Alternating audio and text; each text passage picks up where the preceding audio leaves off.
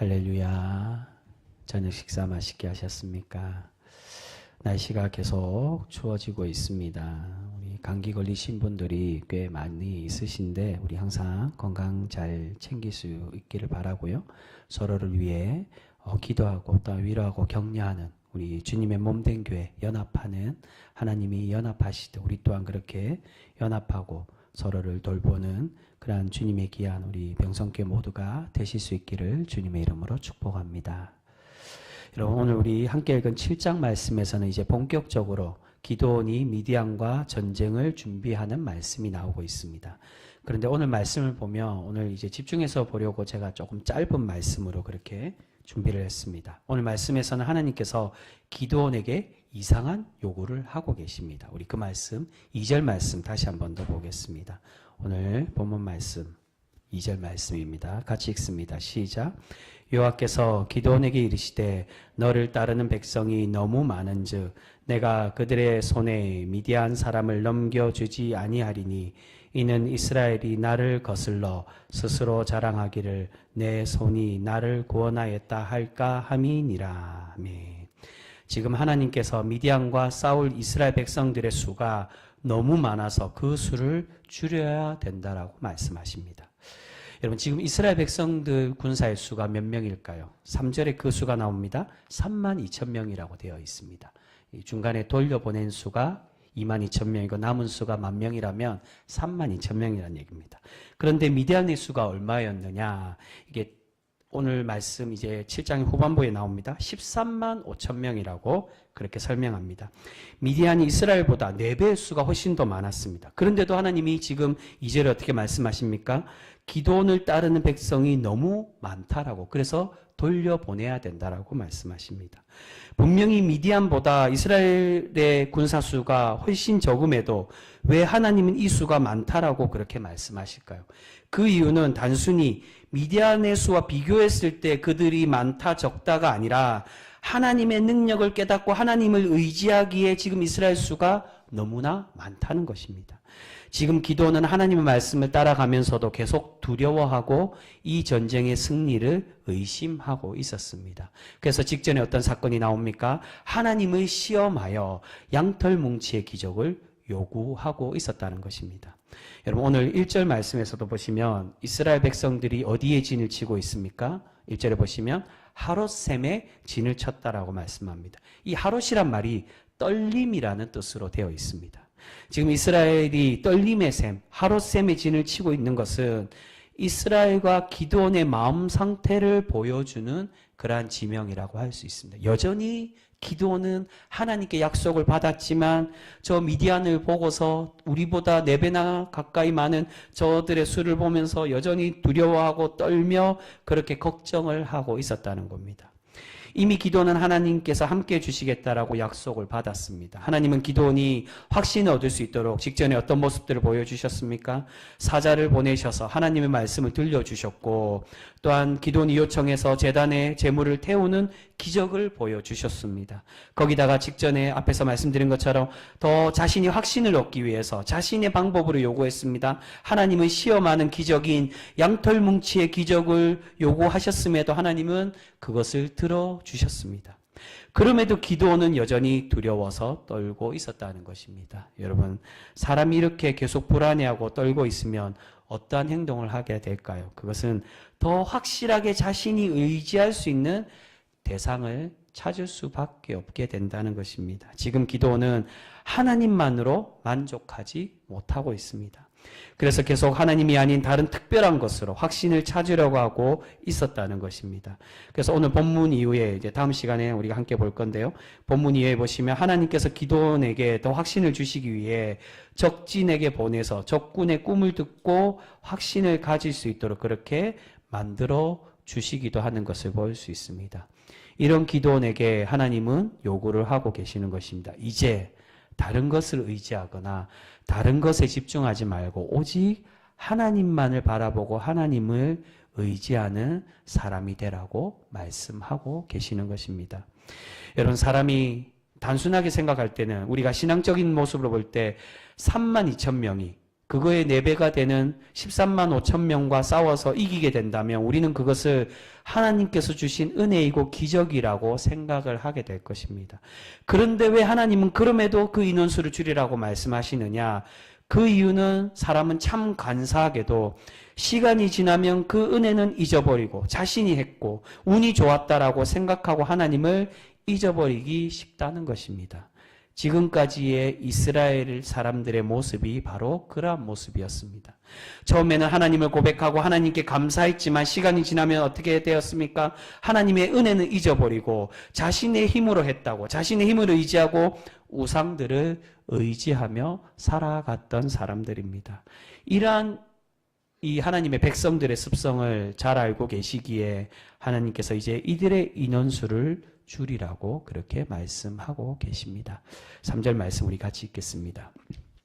3절 말씀입니다. 시작. 이제 너는 백성의 귀에 외쳐 이르기를 누구든지 두려워 떠는 자는 길라산을 떠나 돌아가라 하시니 이에 돌아간 백성이 22,000명이요 남은 자가 10,000명이었더라. 아멘. 여기서도 두려워 떠는 자를 돌려보내라는 겁니다. 다른 것에 집중하고 하나님을 바라보지 못하고 두려워서 다른 이 군영에 이 진영에 영향을 줄 수 있는 그러한 사람들을 돌려보내라. 신명기에도 이 말씀이 나오면 전쟁할 때, 정복 전쟁을 할 때 두려워하는 사람들이 있다면 그들을 돌려보내라고 말씀합니다. 처음에는 두려워 떨고 있는 사람들을 돌려보내라고 말씀하시는데 근데 돌아간 사람이 몇 명입니까? 32,000명 중에 3분의 2가 해당되는 22,000명이 돌아갔습니다. 그리고 10,000명이 남았는데 그럼에도 하나님은 여전히 사람들이 너무 많다라고 말씀하십니다. 그래서 이제는 나머지 이 10,000명의 사람들을 물가로 보내서 물을 마시는 방법으로 사람을 나누라고 그렇게 명령하고 계십니다. 우리 그 말씀도 보겠습니다. 5절에서 6절 말씀. 5절 6절. 5절 6절 말씀 우리 같이 읽겠습니다. 시작. 이에 백성을 인도하여 물가에 내려가매 여호와께서 기드온에게 이르시되 누구든지 개가 핥는 것 같이 혀로 물을 핥는 자들을 너는 따로 세우고 또 누구든지 무릎을 꿇고 마시는 자들도 그와 같이 하라 하시더니 손으로 움켜 입에 대고 핥는 자의 수는 300명이요 그 외의 백성은 다 무릎을 꿇고 물을 마신지라. 아멘. 사실 이 5절 6절 말씀에서 두 분류로 구별하는 방법이 조금 복잡하게 되어 있습니다. 쉽게 설명해서 물을 손으로 움켜쥐고 핥아먹는 사람은 선택을 하고 나머지 무릎을 꿇고 엎드려서 입을 갖다 대고 바로 마시는 사람들은 돌려보내라고 명령하고 계십니다. 여러분 왜 하나님은 손으로 움켜져서 그렇게 핥는 사람만 선택하라고 말씀하실까요? 어떤 해석에는 그렇게 이야기합니다. 엎드려서 먹는 사람은 적을 오는 것을 살피지 못하고 경계하지 못하기 때문에 그런 주의력 없는 사람들은 제외하고 경계가 용이한 사람들을 선택하라는 뜻이라고 그렇게 설명하기도 합니다. 또한 다른 해석에서는 손으로 먹는 사람들은 특별한 능력을 가지고 있거나 영적인 이유가 있다라고 이야기하기도 합니다. 하지만 이러한 해석은 과한 알레고리적 해석이라고 할 수가 있습니다. 상징적인 해석입니다. 여러분 그렇다면 왜 하나님은 이것이 상징적인 해석이고 잘못된 해석이라면 왜 하나님은 손으로 움켜진 사람들만 남도록 그렇게 말씀하셨을까요? 여러분 손으로 움켜진 사람들이 결국 몇 명이 남았습니까? 300명이 남았고 그렇다면 반대로 무릎을 꿇고 엎드려서 먹은 사람들이 몇 명이라는 겁니까? 그 나머지 10,000명 중에 300명을 뺀 나머지 9,700명 대다수의 사람들이 다 엎드려서 무릎을 꿇고 먹었다는 사실은 보편적으로 물을 먹는 방법은 엎드려서 그 물을 먹는 게 보편적이라는 겁니다. 근데 여러분 왜 손으로 움켜진 사람들을 하나님 남겨두라고 말씀하시냐? 그들의 수가 다른 특별한 게 있는 게 아니라 적기 때문이라는 겁니다. 하나님은 손으로 먹는 사람들이 특별하거나 대단한 능력을 가져서가 아니라 그들의 수가 적기 때문에 그 적은 수를 남겨두라고 말씀하십니다. 여러분 남아있는 300명의 사람들은 특별한 사람들이 아닙니다. 지금 방법을 특별하게 해서 뽑기는 하지만 이 방법에는 어떤 영적인 특별한 이유가 있거나 다른 사람들이 갖지 못하는 이 300명이 특별한 능력을 가지고 있어서 뽑는 것이 아닌 도리어 아무런 능력이 없기 때문에 이 사람들을 뽑고 있었다는 겁니다. 하나님께서는 단순히 이들이 적은 수이기 때문에 하나님이 진정으로 하나님의 은혜가 나타날 수 있는 그 적은 수, 그 300명을 뽑으라고 말씀하고 계시는 것입니다. 여러분, 이 말씀에는 하나님께서 우리에게 원하시는 신앙의 결단이 담겨져 있습니다. 그것은 바로 처음에 말씀드린 것처럼 하나님께서 말씀하신 그 내용입니다. 하나님의 구원을 우리의 힘과 우리의 군사력이 하는 것이 아니라 누가 하고 계심을 깨달으라는 것입니까? 하나님만이 우리의 참 구원자이심을 너희가 깨닫고 고백하기를 바라고 계신다는 것입니다. 9,700명이 해서 너희가 했다라고, 너희 그 수가 했다라고 알기보다 이 놀라운 숫자, 이 단순한 300명으로 하여서 그들만 뽑아서 이 전쟁을 함으로 오직 하나님이 우리의 구원자 되심을 너희가 깨닫고 기억하며 살아가기를 바라고 계시는 것입니다. 전 3만 명으로 싸워서 이기면 누가 한 것으로 착각한다는 것입니까? 자신들의 힘과 능력으로, 자신들의 군사력으로 이겼다라고 생각할 수 있다는 것입니다. 그런데 300명으로 줄이라는 것은 이렇게 불가능한 인원으로 싸워서 이기며 누구의 능력이 나타나기 때문이라는 겁니까? 오직 하나님께서 우리의 가운데 역사하심을 너희가 경험하고 깨닫기를 바라고 계시는 것입니다. 여러분, 그렇기에 더더욱 이 300명의 사람들은 특별한 능력을 가지고 있으면 안 되는 것입니다. 이들이 특별한 능력을 가지고 있었다면 하나님께서 처음 의도된 것과는 맞지 않다라고 할 수 있습니다. 이 300명이 대단한 특별한 삼손과 같은 또는 다른 사사들과 같은 대단한 전쟁 능력을 가지고 있었다면 하나님이 이런 사람들의 특별한 능력을 가진 사람들을 통해서 우리를 구원했다라고 그렇게 착각할 수도 있었을 것입니다. 그래서 하나님은 특별한 사람이 아닌 내가 구별하는 사람, 오직 선택하는 그들만 쓰라는 것이 그들이 유별나고 특별한 다른 어떤 능력이 있어서 이들을 선택하고 택하는 것이 아니라는 겁니다. 그래서 나중에 하나님께서 이 300명으로 전쟁하실 때 오늘 7장 후반에 나오는 말씀에 무엇으로 싸우라고 말씀합니까? 전쟁에서 쓰는 칼과 방패, 창이 아니라 나팔과 횃불과 항아리로만 싸워서 이기도록 만드시는 것을 볼 수 있습니다. 이렇게 특별한 방법으로 승리를 주시는 이유는 우리가 특별하기 때문이 아닌 오직 하나님께서 특별하셔서 우리를 승리하게 하시고 우리를 구원하여 주시는 분임을 우리가 깨닫기를 바라고 계시는 줄 믿습니다. 여러분, 결국 이 모든 기적이 말하는 의미가 무엇입니까? 그것은 우리의 구원의 주체가 누구라고요? 사람이 아니라, 구원의 주체는 사람이 아니라 우리의 힘과 능력, 군사력이 아닌 오직 하나님만이 우리의 구원의 주체가 된다는 것입니다. 여러분, 이 말씀은 주일에 말씀드린 로마서 1장 17절의 말씀과도 마찬가지입니다. 제가 이 주체에 대해서 이야기는 하진 않았지만 로마서 1장 17절에 의인은 믿음으로 말미암아 살리라고 그렇게 말씀이 되어 있습니다. 근데 우리가 믿음으로 구원받는다라고 말하며 구원의 주체가 누가 되는 겁니까? 바로 우리가 구원의 주체가 되고 우리의 믿음이 주체가 되어진다는 겁니다. 하지만 하나님의 은혜로 우리가 구원받는다라고 말하면 누가 주체가 되는 겁니까? 하나님이 우리의 구원의 주체가 된다. 여러분, 구원이 누구에게 나오는 겁니까? 우리가 믿음으로 해서 전혀 구원이 없는데 갑자기 구원이 우리에게 생겨나는 겁니까? 그렇지 않고 하나님이 우리를 위하여 계획하시고 우리를 조성하시고 우리를 태초부터 구원하시기로 작정하셨기에 그 은혜로 우리를 선택하시고 구원을 만들어 가시기에 우리가 구원받는 것이, 우리가 온전히 믿음이 있기 때문에 구원이 갑자기 생겨나는 것이 결코 아니라는 겁니다.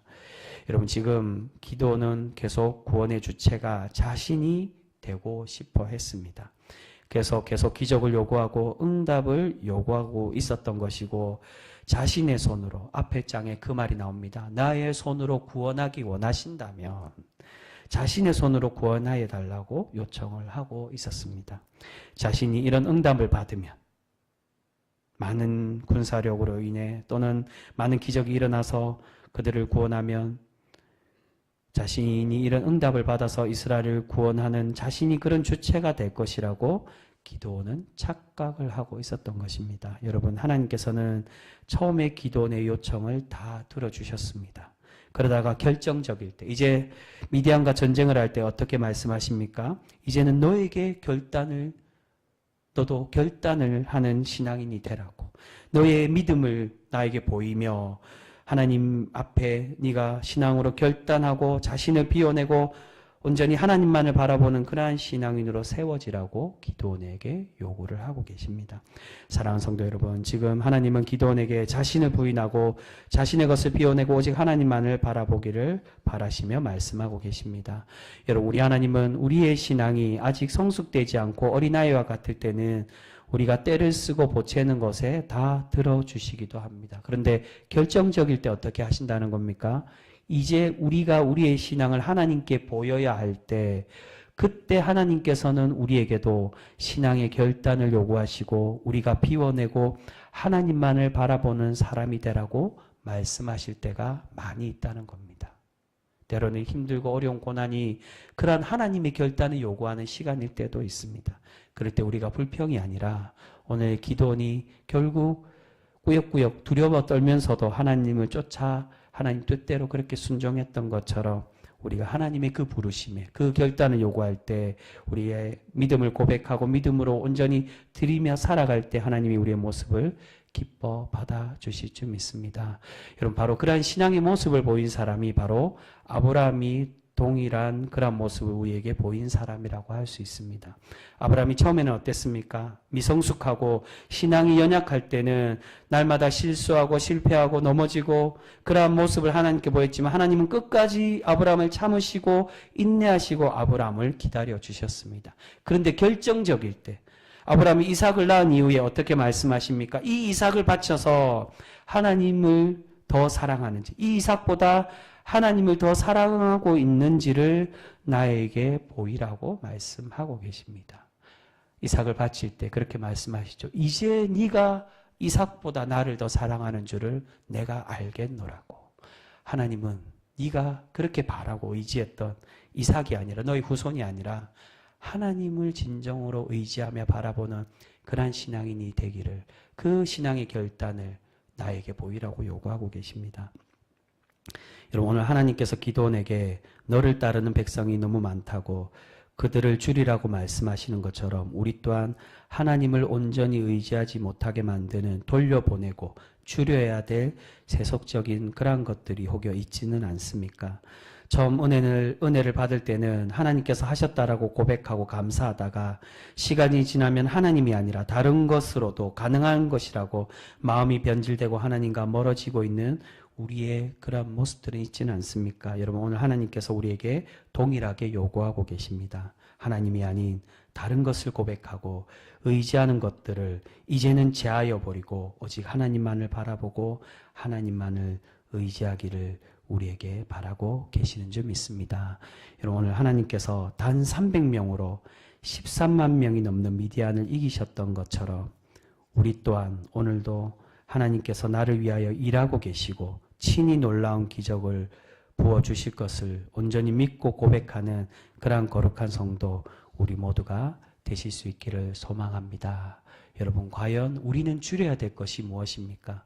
그런 줄여야 될 것이 때로는 미디안이, 이 기드온이 자신의 백성의 그 수를 의지했던 것처럼 우리에게 도움을 주는 우리의 주위의 사람들, 또는 내가 가지고 있는 힘과 권력들, 또는 때로는 우리의 신앙의 방법일 수도 있습니다. 앞에 직전에 기드온이 자신의 방법으로 하나님의 놀라운 기적으로 그것을 나의 대단한 능력으로 나타내 보이려고 하고 그것을 사용했던 것처럼 나는 다른 이들보다 더 많이 기도한다라고 그렇게 자랑하려고 했던 그 모습이 또는 내가 줄여야 될 그런 군사와 같은 기드온의 사람들과 같은 그런 모습일 수도 있습니다. 여러분, 과연 우리가 가지고 있는 하나님이 아닌 하나님과 우리 사이에 우리를 갈라놓고 있는 하나님보다 더 의지하고 있는 그런 것들은 과연 무엇입니까? 이제는 하나님이 우리에게 신앙의 결단을 요구할 때 이제 그런 것들은 내려놓고 오직 하나님만을 고백하고 하나님만을 의지하며 살아가 하나님의 기적과 은혜를 날마다 경험하실 수 있는 우리 귀한 성도 모두가 되실 수 있기를 소망합니다. 여러분, 우리가 그러한 고백으로 온전히 살아갈 때 하나님이 날마다 우리를 위하여 일하여 주시고 날마다 우리를 기뻐 받으시며 충만한 복으로 날마다 우리를 채워가 주실 줄 믿습니다. 아무쪼록 우리 귀한 모든 성도가 그런 하나님의 복된 성도로 살아가실 수 있는 그런 복된 우리 하나님의 은혜의 성도, 하나님의 칭찬받는 우리 귀한 병성교회 모든 성도 되실 수 있기를 주님의 이름으로 축복합니다. 기도하겠습니다.